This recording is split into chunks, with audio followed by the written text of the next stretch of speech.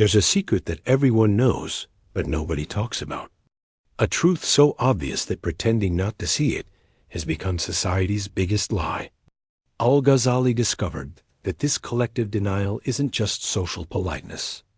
It's the foundation of human suffering, and breaking the silence around it can destroy your entire worldview. Al-Ghazali lived in a world much like ours, where people gathered in public spaces, showed off their achievements, and competed for status and recognition. He watched the same social rituals we see today, people presenting carefully curated versions of themselves, pretending their lives were more successful and fulfilling than they actually were. But Al-Ghazali noticed something that most people miss. Everyone was participating in the same performance, and everyone knew it was a performance, but nobody was willing to admit it. This created what he called the great social lie, the collective agreement to pretend that everyone's public persona represented their private reality. The secret everyone pretends not to know is this: most people are living lives they don't actually want, pursuing goals that don't actually fulfill them, maintaining relationships that don't actually satisfy them, and presenting an image of success that doesn't actually make them happy. You see this everywhere once you start looking for it. A couple posting happy photos on social media while privately discussing divorce. The successful businessman who has everything he thought he wanted but feels empty inside. The popular person surrounded by friends but deeply lonely. The achiever who reaches every goal but still feels like something essential is missing. Everyone knows their own version of this truth. Everyone has experienced the gap between how their life looks from the outside and how it feels from the inside. Everyone has moments where they question whether they're on the right path, whether their pursuits are meaningful, whether their relationships are authentic. But instead of acknowledging this universal experience, instead of having honest conversations about the difficulty of finding genuine fulfillment, everyone pretends. They post the highlight reel. They emphasize the successes and hide the struggles. They maintain the illusion that they've figured out how to be happy while privately wondering why. Happiness feels so elusive that Al-Ghazali realized that this collective pretending creates enormous psychological pressure. When everyone around you appears to have their life together, when everyone else seems to have found the secret to success and satisfaction, you start to believe that you're the only one struggling, the only one confused, the only one who hasn't figured it out. This makes you feel isolated, inadequate, and broken. You think there's something wrong with you because your life doesn't match the glossy presentations you see everywhere else. You blame yourself for not being happy enough, successful enough, fulfilled enough, when the truth is that most of the people you're comparing yourself to are dealing with the same internal struggles. The social lie convinces you that the problem is personal when it's actually systemic. It makes you think you need to fix yourself when you actually need to question the entire framework you've been given for what constitutes a good life. Al-Ghazali observed that this lie serves powerful interests. When people believe that success, wealth, status, and consumption lead to happiness, they keep pursuing these things even when their own experience tells them otherwise. They keep buying, striving, competing, and conforming because they think everyone else has found fulfillment this way. But Al-Ghazali discovered that the people who appear most successful are often the most privately miserable. They've achieved everything society told them would make them happy, and when it doesn't work, they feel like failures. They can't admit their dissatisfaction because it would mean admitting that everything they've worked for was based on false promises. This creates a vicious cycle. The more successful someone becomes by conventional standards, the more pressure they feel to maintain the illusion that success equals happiness. They become prisoners of their own achievements, unable to express their authentic feelings without undermining the image they've worked so hard to create. Meanwhile, everyone else looks at their apparent success and thinks, if only I could achieve what they've achieved, then I would be happy. They don't realize that the successful person is often thinking the same thing about someone else, creating an endless chain of comparison and dissatisfaction. Al-Ghazali also noticed that this lie extends beyond individual lives to entire societies. Cultures promote certain values, lifestyles, and goals as the path to fulfillment, even when the evidence suggests these things don't actually deliver lasting satisfaction. Look at any wealthy society and you'll see the contradiction. Despite unprecedented prosperity, comfort, and opportunity, rates of depression, anxiety, and suicide continue to rise.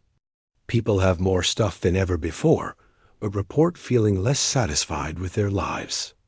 They have more choices than previous generations, but feel more lost and confused about what choices to make. The social lie tells us that this is just a temporary problem, that we just need to find the right combination of achievements, relationships, and experiences to finally be happy. But Al-Ghazali suspected that the entire premise might be flawed. He began to question whether the things society promotes as sources of happiness actually have the capacity to provide lasting fulfillment. He wondered whether the constant pursuit of external validation, material success, and social status might actually be the source of unhappiness rather than the solution to it. This questioning led him to a disturbing realization. What if the things we've been taught to want are specifically designed to keep us wanting? What if the system that promises fulfillment through achievement and consumption actually depends on keeping people perpetually dissatisfied? Think about how our economy works. It requires constant growth, which requires constant consumption, which requires people to always want more than they have. If people ever became truly satisfied with what they already possessed, the entire system would collapse. This means that societies have a vested interest in keeping people in a state of wanting. They need people to believe that happiness is always just one more purchase, one more achievement, one more relationship away. They need people to stay on the treadmill of striving without ever realizing that the treadmill isn't actually going anywhere. Al-Ghazali saw that acknowledging this reality would threaten the foundation of social and economic systems that depend on people's continued participation in the pursuit of things that don't actually satisfy them. This is why the truth remains a secret that everyone knows, but nobody talks about. Breaking the silence around this secret requires enormous courage, because it means admitting that much of what you've been told about how to live a good life might be wrong. It means questioning not just your personal choices, but the entire framework of values you've inherited from your culture. It means considering the possibility that the reason you feel unfulfilled isn't because you haven't achieved enough, but because you're trying to find fulfillment in places where it doesn't exist. It means entertaining the idea that the reason you feel disconnected isn't because you're not social enough, but because most social interactions are based on mutual performance rather than authentic connection. Al-Ghazali discovered that once you start seeing the social lie clearly, you can't unsee it. You begin to notice the performance everywhere. You see the desperation behind the bragging.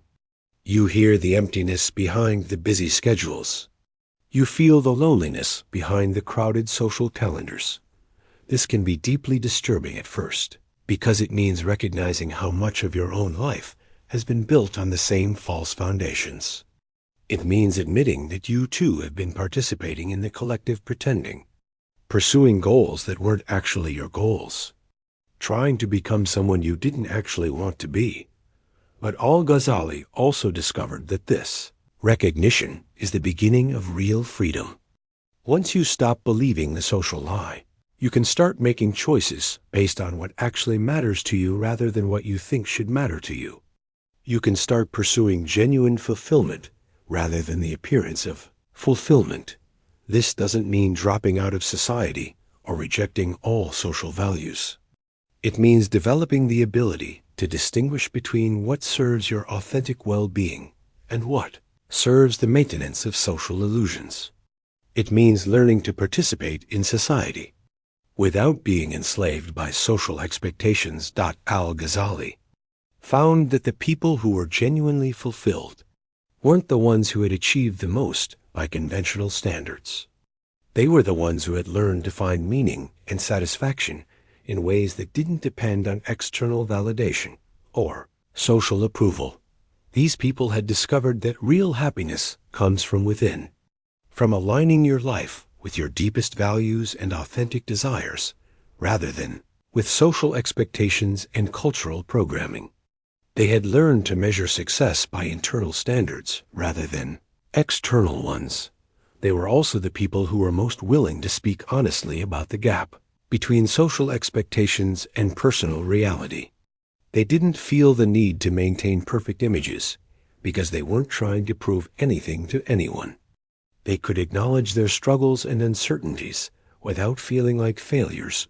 Al-Ghazali realized that breaking the social lie starts with individual honesty. When you stop pretending that your life is perfect, when you acknowledge your real struggles and uncertainties, you give others permission to do the same.